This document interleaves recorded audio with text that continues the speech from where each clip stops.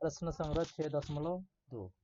6.2 में प्रश्न पहला और दूसरा मैंने पिछले वीडियो में हल कर दिया है। अभी प्रश्न तीसरा देखते क्या दिया हुआ है। तीसरे प्रश्न में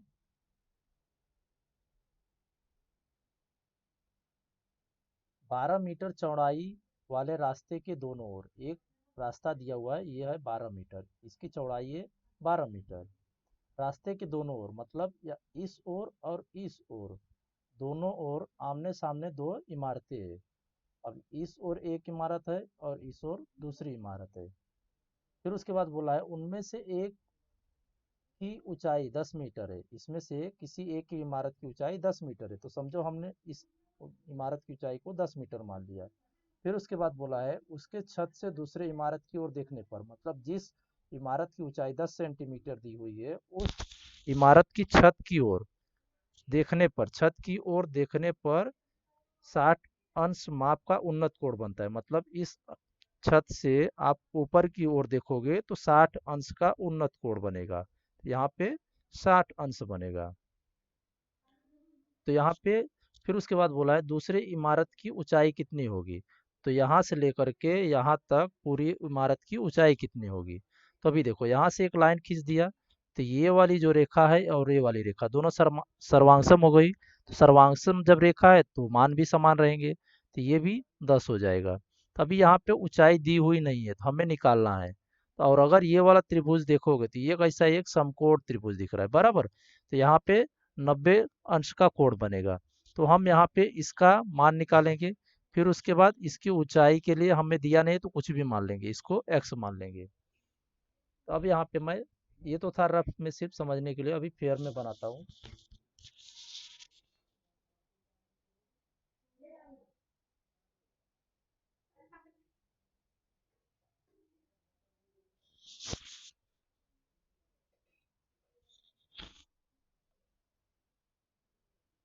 ए ई सी बी डी, और इसका मान दिया हुआ था 10 और रास्ते की चौड़ाई का मान था 12, और यहाँ पे कोण उन्नत कोण बन रहा था 60 अंश।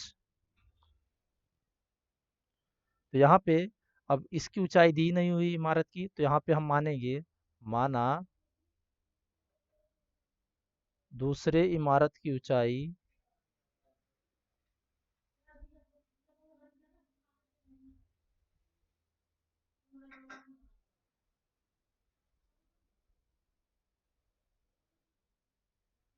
x है। दूसरे इमारत की जो ऊंचाई है यहाँ से लेकर के यहाँ तक, इसको हमने x माना। अभी देखो ए ई बी तीनों बिंदु कैसे एक रेखी है, तो एक रेखी के लिए हम हमेशा पिछली कक्षाओं में सूत्र पढ़ा ही होगा, ए ई बराबर ए ई, ए बी बराबर ए ई प्लस ई बी होता है। तो यहाँ पे कारण क्या आ जाएगा, ए ई बी तीनों कैसे एक रेखी है। अभी देखो यहाँ पे ये कैसा है, ये दोनों सर्वांगसम है एक दूसरे के। तो यहाँ पे सबसे पहले यहाँ पे लिखोगे सी डी बराबर 10 सेंटीमीटर और बी डी बराबर 12 सेंटीमीटर। और यहाँ पर देखो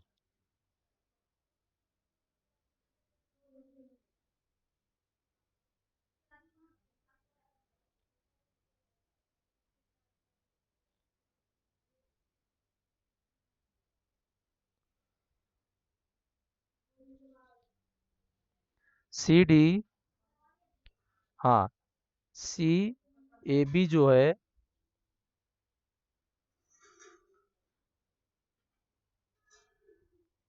ए ई लंब है सी ई पर बराबर।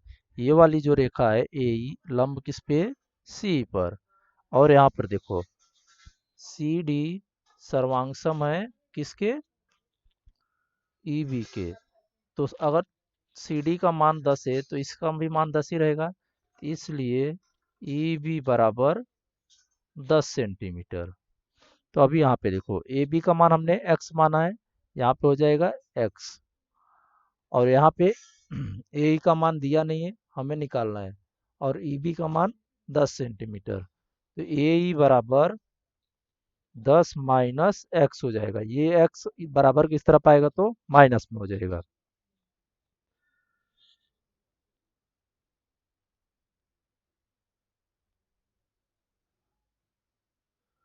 अभी देखो यहाँ पे बी डी सर्वांशम है सी के, तो यहाँ पे बी डी का मान 12 दिया हुआ है, तो यहाँ पे क्या लिखेंगे, सी ई सर्वांशम रहेगा किसके, या फिर बराबर है, बराबर है, यहाँ पे भी बराबर का चिन्ह लगा सकते हो, सी बराबर है बी डी के, तो इसलिए सी ई बराबर 12 सेंटीमीटर।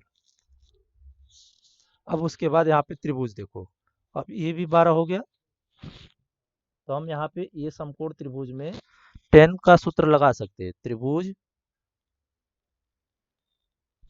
ए ई सी में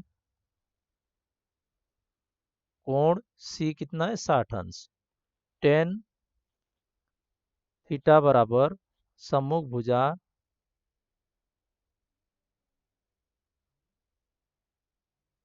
बटे संलग्न भुजा।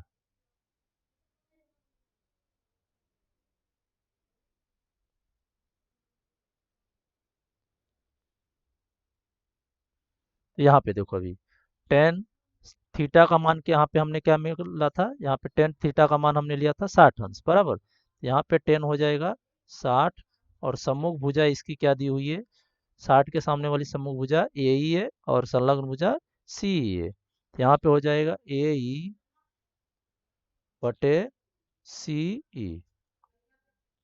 अब हमें देखो 10 60 का मान होता है करनी में 3, टेबल में देखोगे तो, फिर उसके बाद ए ई का मान हमें यहाँ पे मिला है x माइनस एच बराबर, इसको यहाँ पे 10 नहीं रहेगा, यहाँ पे x माइनस एच रहेगा, क्योंकि ये 10 उस तरफ जाएगा तो माइनस में हो जाएगा, तो यहाँ हो जाएगा x माइनस 10 बटे c का मान यहाँ पे दिया हुआ है, सी ई का मान हमें यहाँ पे 12 सेंटीमीटर, ये देखो हमने यहाँ पे सिद्ध किया 12 सेंटीमीटर, तो यहाँ से हो जाएगा 12। अब उसके बाद इसका गुणा होगा तिर्यक गुणा इसके साथ, तो ये क्या हो जाएगा 12 गुणे करनी 3 बराबर x माइनस 10। तो अभी ये माइनस में है, तो बराबर इस तरफ जाएगा तो क्या हो जाएगा प्लस में हो जाएगा, तो इसलिए x बराबर 12 करनी 3 प्लस 10, ये क्या हो जाएगा, इमारत की ऊंचाई हो गई, दूसरी इमारत की ऊंचाई, इसलिए दूसरे इमारत की ऊंचाई 12 करनी 3 प्लस 10 सेंटीमीटर है। ये प्रश्न तीसरा हल हो गया।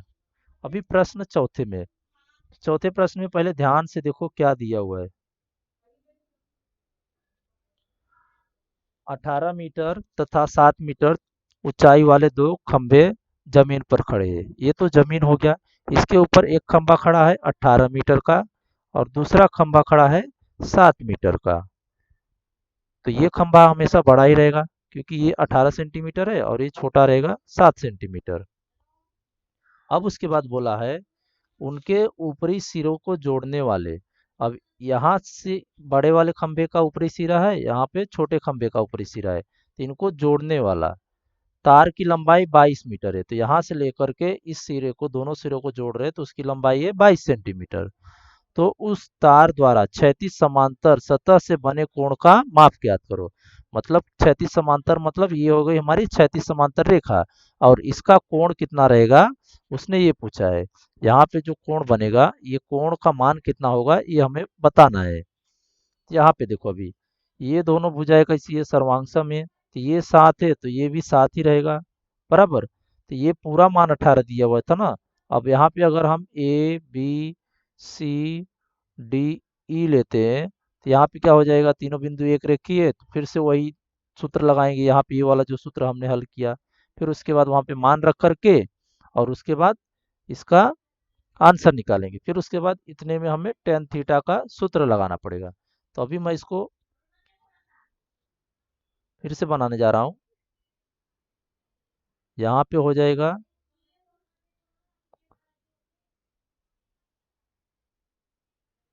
ये हो जाएगा थीटा, हमें निकालना है। और यहाँ पर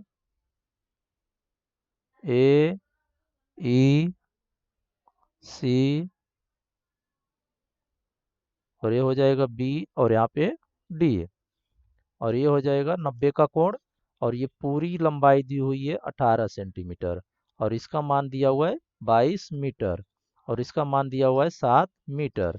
तो अभी यहाँ पे देखो, सबसे पहले ए बी दिया हुआ है 18 सेंटीमीटर, 18 मीटर। और सी डी दिया हुआ है 7 मीटर। बराबर। फिर उसके बाद यहाँ पे बोला था तार की लंबाई। तार की लंबाई बराबर,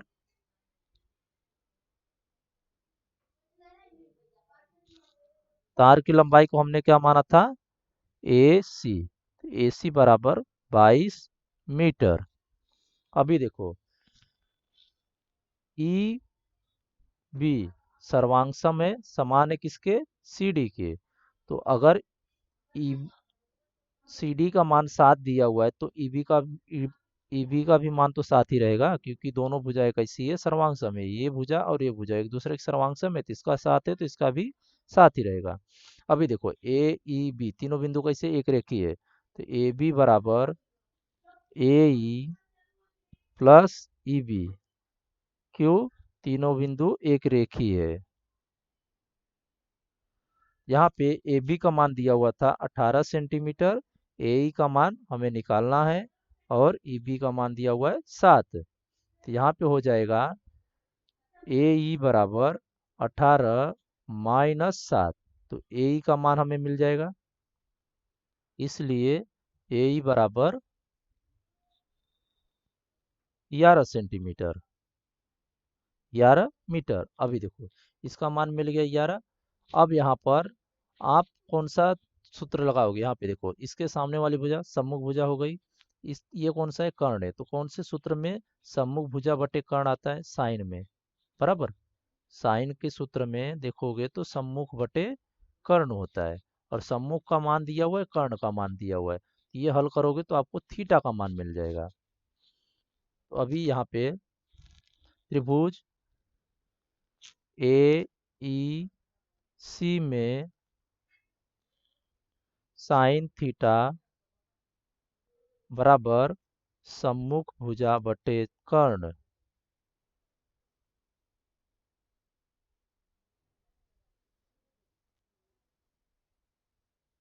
यहाँ पे देखो, अभी साइन थीटा का मान दिया नहीं है, तो इसको ऐसे रखना है। सम्मुख भुजा का मान दिया हुआ है ए ई बटे कर्ण का मान दिया हुआ है ए सी। यहाँ पे देखो, अभी साइन थीटा, ए का मान दिया हुआ है 11, और ए सी का मान दिया हुआ है 22। तो 11 को भाग दोगे, 11 दूना 22। तो साइन थीटा बराबर 1/2।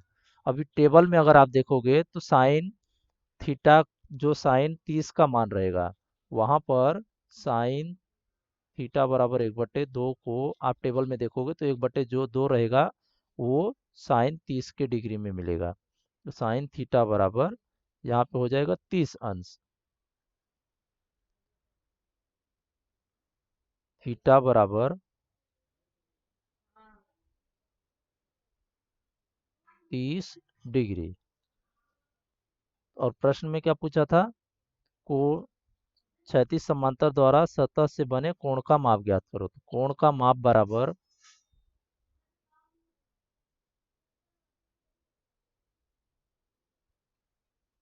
30 अंश है। प्रश्न चौथा हो गया। अभी प्रश्न पांचवा। पांचवें प्रश्न में, आंधी के कारण किसी पेड़ का सिरा टूटकर, अभी एक पेड़ खड़ा है, बराबर। ये पेड़ खड़ा हुआ है, और उसमें क्या बोला है कि इसका सिरा, सिरा मतलब ऊपरी वाला हिस्सा, टूटकर जमीन से 60 डिग्री माप का कोण बनाता है। यहाँ से जो है इसका सिरा टूटा है और वो जमीन पे गिर गया, तो यहाँ पे जो है 60 डिग्री का कोण बना रहा है। बराबर। तो ये पेड़ समझो यहाँ तक जा रहा है और उसका सिरा टूट करके जमीन पे गिरा, आधे से टूटा है। ऐसे समझो ये पूरा पेड़ है, इसका सिरा टूटेगा तो यहाँ आधे से टूटेगा, आधे से टूटेगा तो जो ऊपर वाला हिस्सा है वो नीचे गिरेगा, तो ऐसे नीचे आते हुए यहाँ पर गिरेगा, तो ये वाला जो हिस्सा रहेगा इधर ही रहेगा और ऊपर वाला, ये वाला जो ऊपर का हिस्सा रहेगा वो नीचे की तरफ आ जाएगा। तो यहाँ पे फिर जब कोण बनेगा तो वो 60 अंश का बनेगा।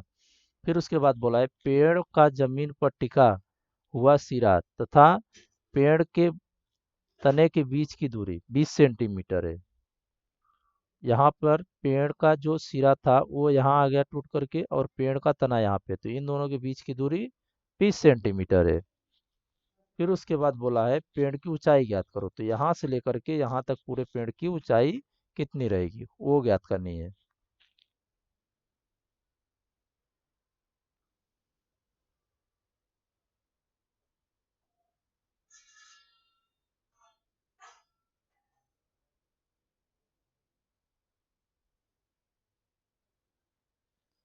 ये हो जाएगा 60 डिग्री, ये सी डी बी और ये हो जाएगा ए। ये पेड़ का पूरा सिरा था, यहाँ से टूट करके यहाँ पे गिरा और यहाँ पे दोनों के बीच की दूरी 20 मीटर, ये 90 अंश का कोण बन गया। अब इसके बाद सी डी बराबर 20 सेंटीमीटर और कोण डी बराबर 60 डिग्री। तो अभी देखो यहाँ पर आप ध्यान से पहले देखो, हमें निकालना कि इसका मान है, इसका मान निकालना है। बराबर। और 60 के सामने वाली भुजा ये हो गई और इसके बगल वाली भुजा संलग्न भुजा। तो कौन से सूत्र में आता है सम्मुख भुजा बटे संलग्न भुजा? टेन के सूत्र में। तो त्रिभुज टेन के सूत्र में आता है तो हम टेन का सूत्र लगाएंगे। तो त्रिभुज बी सी डी में टेन थीटा बराबर सम्मुख भुजा बटे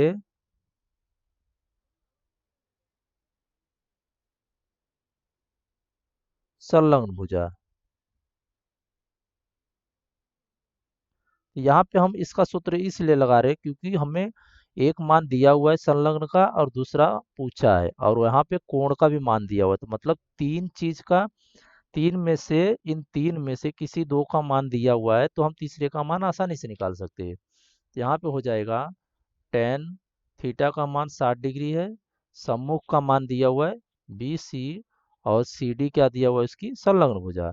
यहाँ पे टेन 60 का मान टेबल में देखोगे तो यहाँ पे करनी में 3 होता है और बीसी का मान दिया हुआ है, हमें निकालना है बीसी का मान, और सीडी का मान दिया हुआ है 20 सेंटीमीटर। यहाँ पे हो जाएगा, अब इसका तिर्यक गुणा करोगे तो बीसी बराबर 20 करनी 3। अब उसके बाद देखो इसका मान मिल गया 20 करनी में 3। अब देखो यहाँ पे cos 60 का मान हम निकालेंगे, तो हमें cos के सूत्र में क्या होता है सम्मुख भुजा बटे कर्ण, तो हमें इसका मान मिल जाएगा कर्ण का मान।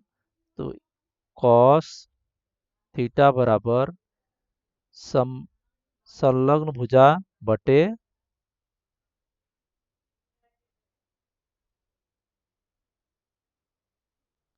कर्ण। cos थीटा का मान 60 हो जाएगा, संलग्न भुजा का मान क्या दिया हुआ है यहाँ पे 20 और कर्ण का मान दिया हुआ है नहीं, वो हमें निकालना है। और cos 60 का मान टेबल में देखोगे तो 1/2 होता है, 20 बटे बी डी। अभी यहाँ पे देखो तिर्यक गुणा करेंगे, इसका गुणा इसके साथ, इसका गुणा इसके साथ, यहाँ हो जाएगा, इसलिए बी डी बराबर 20 गुणे 2। तो यहाँ पे इसलिए बी डी बराबर 40 मीटर। अभी देखो, पेड़ ये हो गया 40 मीटर। तो ये वाला जो सिरा था यहाँ से लेकर के यहाँ तक, वो टूट करके यहाँ पे गिरा था। तो इसका जो मान है वही इसका मान रहेगा, मतलब ये भी 40 मीटर ही रहेगा। तो अभी हमें यहाँ से लेकर के यहाँ तक दूरी 40 मीटर मिली। इसको मैं कलर कर देता हूँ। यहाँ से लेकर के यहाँ तक, यहाँ से लेकर के यहाँ तक 40 मीटर मिला। और उसके बाद हमने इसके पहले निकाला यहाँ पर, यहाँ से लेकर के यहाँ तक का मान 20 करनी 3 यहाँ पे मिला। तो अब इसके बाद दोनों को क्या करेंगे, जोड़ेंगे, क्योंकि ए बी सी जो है तीनों एक रेखी है। तो ए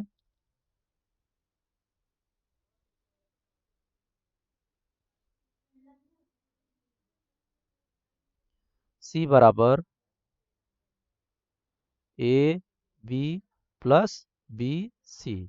और ए बी सी तीनों कैसे एक रेखी है। तो ए बी का मान यहाँ पे 20 करनी 3 मिला था। और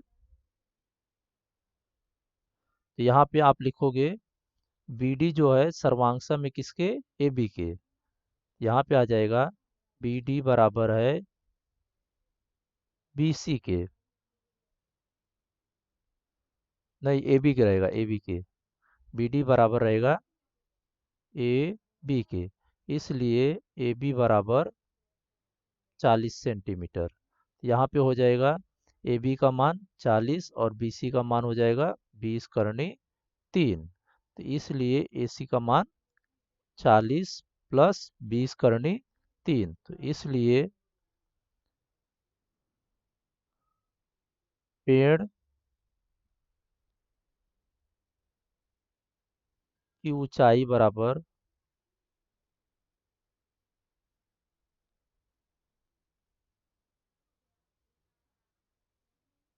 40 + 20 करनी 3 सेंटीमीटर है।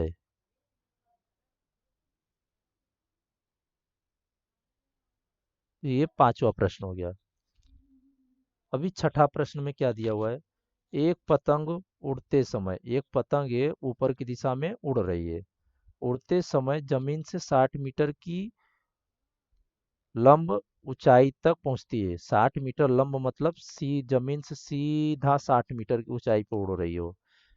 फिर उसके बाद बोला है पतंग के धागे का एक सिरा, पतंग के धागे का एक सिरा मतलब ऊपर वाला जो पतंग उड़ रही है उसका एक सिरा जमीन पर बांधा गया है। पर बांधने पर जमीन के धागे के बीच का कोण 60 अंश बन रहा है। ये पतंग सीधा जमीन से ऊपर उड़ रहा है और उसका एक सिरा 60 अंश के माप पर यहाँ पे जमीन पे बांधा गया है। तो धागा एकदम सीधा होगा यह मानकर धागे की लंबाई ज्ञात करो। तो यहाँ से लेकर के यहाँ तक इन दोनों के बीच की लंबाई क्या है वो हमें ज्ञात करनी है।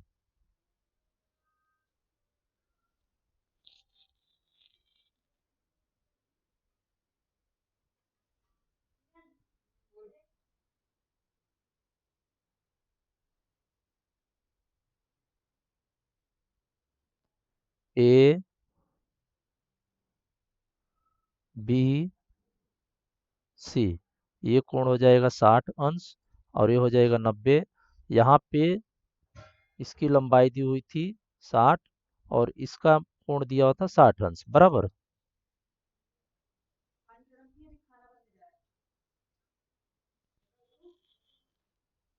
अभी देखो ए बी बराबर 60 अंश दिया हुआ है और कोण सी बराबर 60 अंश। त्रिभुज ए बी सी में साइन थीटा बराबर सम्मुख भुजा बटे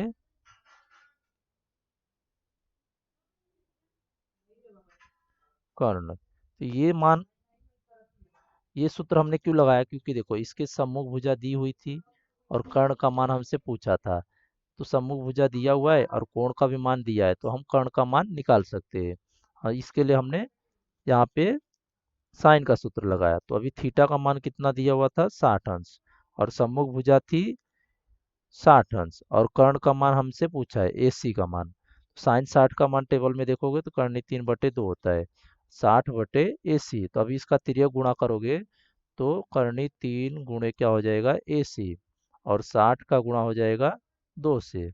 तो AC बराबर 60 गुणे 2/करनी 3। तो अभी देखो परमेयीकरण करना है इसका। परमेयीकरण करने का मतलब ऊपर नीचे गुणा। 60 गुणे 2 गुणे करनी 3/करनी 3 गुणे करनी 3। तो अभी देखो यहाँ पे करनी 3 का गुणा करनी 3 से करोगे तो क्या हो जाएगा, करनी 3 गुणे 3। करनी 3 गुणे 3 मतलब 9, और 9 करनी क्या होती है, करनी 9 होती है 3। यहाँ हो जाएगा 60 गुणे 2 करनी 3/3। 3 का भाग दोगे यहाँ पे तो 3 दूनी 6। यहाँ हो जाएगा अभी 20 का गुणा 2 से करोगे तो 20 दूना 40 करनी 3। यहाँ पे हो जाएगा अभी धागे की लंबाई